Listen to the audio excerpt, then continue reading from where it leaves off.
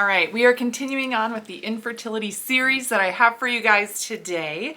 We are going to be talking about something that I don't see quite as often as some of the other infertility issues, but it's really important because gals that have this issue struggle a ton with trying all these things, but not really finding something that fits 100%. They'll be like, well, this is sort of what I experienced, but not quite, or I have these other things too, or the things I've tried aren't really helping my hormones or shifting things. Oh, what do I really do? This is oftentimes what it is then.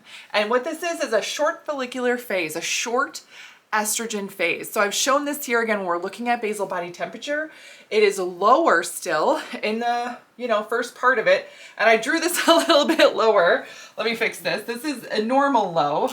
A normal low here, it drops, but it drops way early, like say around day 8.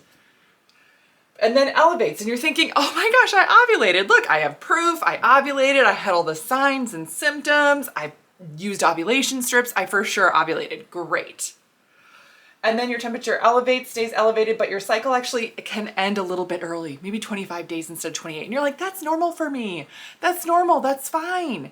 But you're wondering why you're having an issue. Essentially, especially from an Eastern medicine standpoint, your body is not setting up to have a viable fertilized egg implant. Estrogen is in charge of building up the blood in your uterus. So this is a lack of environment or nourished, environment for that egg to implant on. There's not enough estrogen happening here to build up that lining. And in Eastern medicine, this is considered, right? So we are looking at not enough growth in the uterine lining. So that's like physically what's happening. But in Eastern medicine, the other thing we're looking at, and if you look at throughout the month here, your body is just too hot. Too hot. If you're looking at, say, all 4 weeks, you'd only have a lower temperature for about 1 week before your temperature elevates and stays high the rest of the time, the rest of the 3 weeks. That's too hot. You need to have that even counterbalance. 2 weeks of a lower temperature, 2 weeks of a higher temperature. Not an overlay or a mishmash of that. This is a 1 week and 3 weeks of a higher temperature. Overall, then your body is too hot. Just way too hot. So we would look at that as a deficiency and we'd want to build yin. Now, how do we do that? We do that by implementing cooling foods. Cooling foods. Now, this is something I talk about a lot. Again, you can subscribe to my YouTube channel to stay updated on everything. I have podcasts on this, the Female Health Solution, where you can listen to more in-depth information there as well. But I also reference this in my book, The Female Fat Solution. I talk about the specific cooling foods that you can utilize.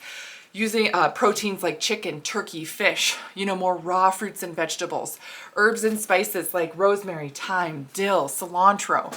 You can put mint in your water and literally drink water that's room temperature or cooler. Not drinking coffee, not drinking hot tea, no alcohol. That's very warming for the body. We want to avoid all of that. And then by doing a hormone test, when we're doing a specific cycle mapping test, we can really identify, is this exactly what's happening with your hormones too? Because your basal body temperature matches what your hormones do. But again, for some people, they're like, oh, this is making me bananas. I can't really figure this out. And this makes me nuts. I'm not sure that this is right. How do I know for certain? We do a hormone test. We do a test and we understand exactly what your system's doing. And we do a cycle mapping test that shows us what your hormones are doing throughout the month. That's how we know. That's how we identify right there. So if you are stuck and frustrated and thinking, oh my gosh, I've tried so many things, I don't know what it is, and you're thinking, oh my gosh, maybe I have an elevated temperature, right? What is going on? And you're like, but I know I'm ovulating. But your temperature is just too high and you don't have enough of the uterine lining built up and your system's too hot. You have to implement those cooling foods and you do it for the first 14 days. You have to push that out. Your hormones are impressionable.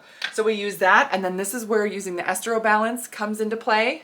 using the estrol balance up through this point here too to make sure that your system stays in that estrogen phase until it is time to turn over. Now we do a progression of this, right? You know, when we work together, we do a progression of this to make sure it's happening correctly for you and going well.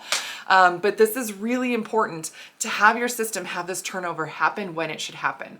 Otherwise, a lot of times it's really frustrating. You get stuck, you get lost in this, and then you just don't feel like anything you're doing is really moving forward. Again, this is not the most common thing that I see, but it does make the top 10 list of things that I see. So I wanted to address it because the gals that have this will be struggling and frustrated with so many other things. So that's what I got for you guys today. Please let me know if you have any other questions. Don't hesitate to reach out to me. But if you're looking to get a cycle mapping test, go below this video, click that link. The cycle mapping test gets sent to you. You get a cycle mapping test, and that way we can learn the most amount of information about your body that's actually going to help you move forward and get the right results.